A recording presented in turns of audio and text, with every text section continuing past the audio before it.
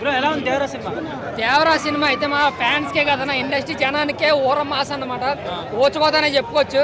But starting నుంచి first half అంటే NTR enter నుంచి మళ్ళీ అదే ఎన్టీఆర్ క్యారెక్టర్ అయ్యేంత వరకు కూడా ఫస్ట్ హాఫ్ అయితే మాత్రం కోతాను అనసంగా చెప్తున్నాను.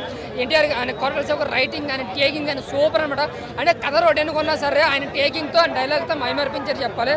ఇంకా వీళ్ళిద్దరికీ తోడు మన అనిరుద్ధ్ మ్యూజిక్ మాత్రం అంటే చించేసాడు అనమాట. చాలా అంటే చాలా మంది అనిరుద్ధ్ మ్యూజిక్ జైలర్ తర్వాత అంతకు మించే ఈ సినిమాకి ఇచ్చాడు, చాలా డిఫరెంట్గా ఇచ్చాడు బీజిఎం. నిజంగా కొరటాల శివ గారు ఎన్టీఆర్ గారు ఒక లెవెల్లో పెడితే దాన్ని నెక్స్ట్ లెవెల్ తీసుకెళ్ళి మాత్రం అనిరుద్ధ సినిమాకి చాలా అంటే చాలా బాగుంది సినిమా. బట్ ఫస్ట్ హాఫ్ అంతా కూడా మనకి whistles and goose bump scenes ఉంటాయి అంతా కూడా. బట్ సెకండ్ హాఫ్ వచ్చేప్పటికి ఏంటంటే మంచి ఊపు మీద ఉంటాం మనం ఆ ఇంటర్వల్ బయటికి వెళ్ళి లోపలికి వచ్చేప్పటికి. బట్ ఒక ఇన్నోసెంట్ క్యారెక్టర్తో కొంచెం మనకి స్లో అనిపించింది. మళ్ళీ అదే ఊపు క్లైమాక్స్ ప్రీ క్లైమాక్స్ అయితే అన్లిమిటెడ్ అనమాట. ఓవరాల్గా సినిమా అయితే ఎక్కడ బోర్ కొట్టలేదు. ఇక నుంచి సముద్రాలన్నీ ఎర్రగానే ఉంటాయి. ఎన్టీఆర్ జూనియర్ ఎన్టీఆర్ గారు అలా చేశాడు పర్ఫార్మెన్స్. దేవరా క్యారెక్టర్ అయితే భయపెట్టాడు అంతే, ఇంకా భయపడాల్సింది చించేశాడు. సో 2 గంటల 30 నిమిషాల సినిమాలో 2 గంటల 10 నిమిషాల వరకు చాలా బాగుంది. లాస్ట్ క్లైమాక్స్ కొంచెం డల్ అయింది. సో అవుట్ ఆఫ్ 100 నేను 80 మార్క్స్ ఇస్తాను.